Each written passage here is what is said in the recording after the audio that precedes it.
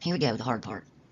This verse would be the first one to pop in your mind and going, oh, you cannot say he's not Christ because you'll be the denier and you're going to be an antichrist. Let's look at this verse of what's really in the interlineary. And it's like, who is the liar but he that denieth that Jesus is the Christ? He is the antichrist that denieth the Father and the Son. Okay, well, it sounds pretty easy, pretty simple, straightforward, until you go to the interlineary and you look at what's actually in the Greek. There's a word missing right here. There's not. And what does that tell us? Jesus, he is not the Christ. That's a big issue right there. It's a huge issue. All right, and then we have this word that. And when you look at this word hostis down here, it's, how many times is it because? And how many times is it that? It's mostly because. 212 times it is translated as because. All right, or since. Now let's look at this sentence and read it like what we have in the interlineary, or the actual Greek, not what we have printed in our English translation. Who is the liar, if not the denier? Because Jesus is not the Christ. This is the Antichrist, the denier of the Father and the Son. Pretty interesting.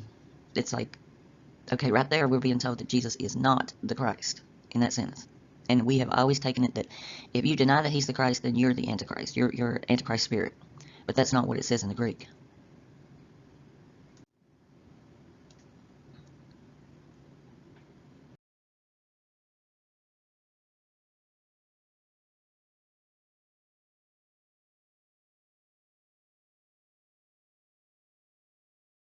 Okay, here's another one, and I just wanted to show you something on this slide too. All right, this that I've got right here is from the King James Version Strong's number thing, where they give you the listing from the King James. Now look right here at G3756. You come over here to G3756, and that is that word not. What have they done to that? They left it off. Now why? Why did they leave it off? I think you're going to see why they left it off pretty soon.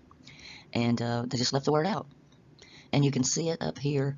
I swear I need glasses. There it is. 3756. There's your not. It's in there. But then when they go to translate and do the translation, it's gone. And they let you know it's gone by doing that. That's just crazy.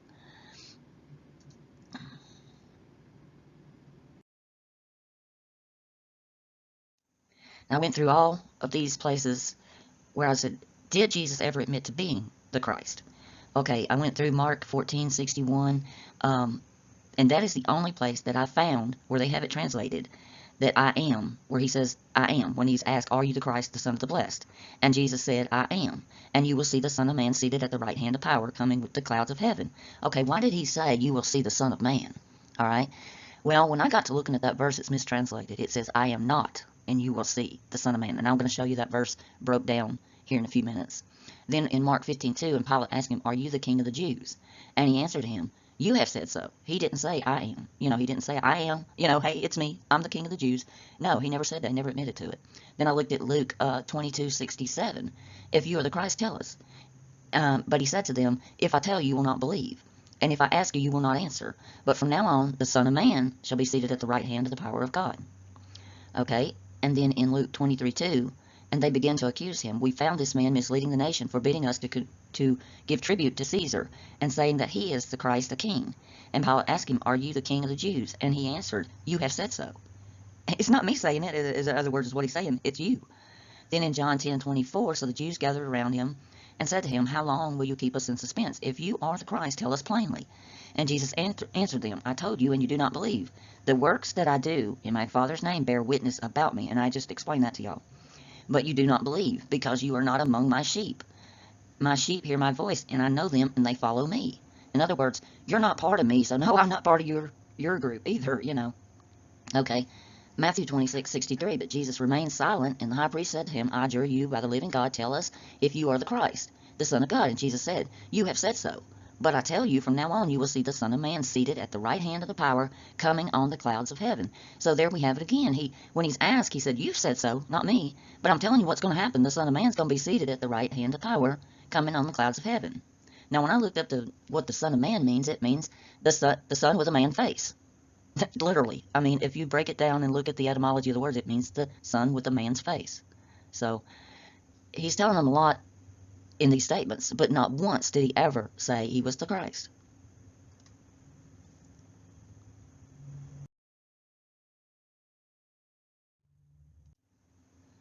Okay, now this gets into where it gets complicated. Okay, this is Mark 14:62, and Jesus said, and they have it, I am, but you shall see the Son of Man. Okay, they missed something here big time. See this little word here, D? That's a D and an E in Greek, and it is a negating particle. It acts when it follows an indicative verb. It acts like no or not, and it has specific rules. It has to have like um, the name Jesus starts with an I in Greek, and it has to be a vowel, which is a vowel. It has to follow. It has to be in front of a vowel, and it has to be involved with an indicative verb. So literally, it would negate at that point. It would become a no or a not. And this is a difficult rule, and I don't know how I picked up on it because I'm just learning Greek. I'm not like an expert or anything. I just feel like it was Father that said, okay, I'm going to show you how this worked and how they messed this up. Okay. And it said, so it would read, and Jesus said, I am not, but you will see the Son of Man sitting on the right hand of the power and coming in the clouds of heaven. So this negated just like a no or a not would in English. It's just like you dropped off the not. And you'll see this later on how important this one little word becomes. And I have tried to get scholar after scholar to talk to me about it, and they don't want to. And probably the reason they don't want to talk to me is because there's a lot of money involved. There's a lot of Bibles printed. It's the number one selling book that has ever been.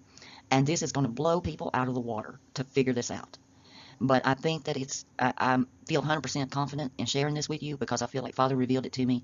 And I pray that you'll watch the video to the end because I think you will see what I'm talking about.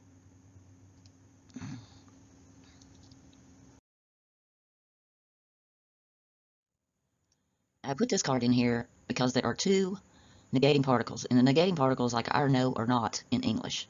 Like, no, he didn't do it type thing. And they use a lot of this in Greek. It's really, it's mind-boggling. But you've got DE, which is a negating particle, and then you have this the other negating particle. Well, they always pick up on this one for some reason, and it falls with a subjunctive verb, and the DE falls with an indicative verb.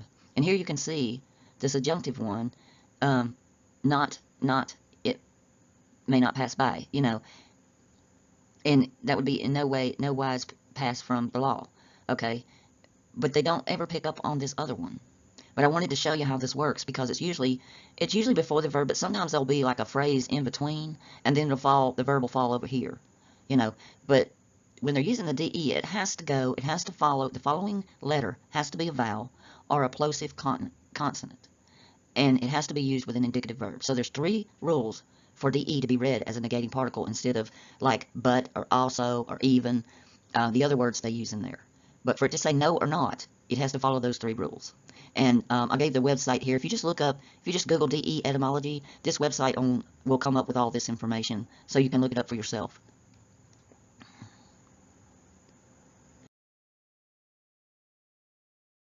Then I added these three cards, and these are just some more things, like you can see how it works here.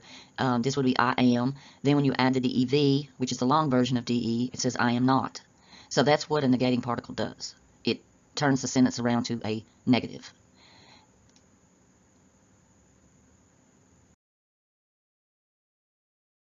And here's some more. It talks about the short version and the long version. And I gave you this website, and this is actually listed under difficult Greek translations. And I don't know, it just had to be Father that I picked up on this. But I just put these in there so you can read through them if you want to.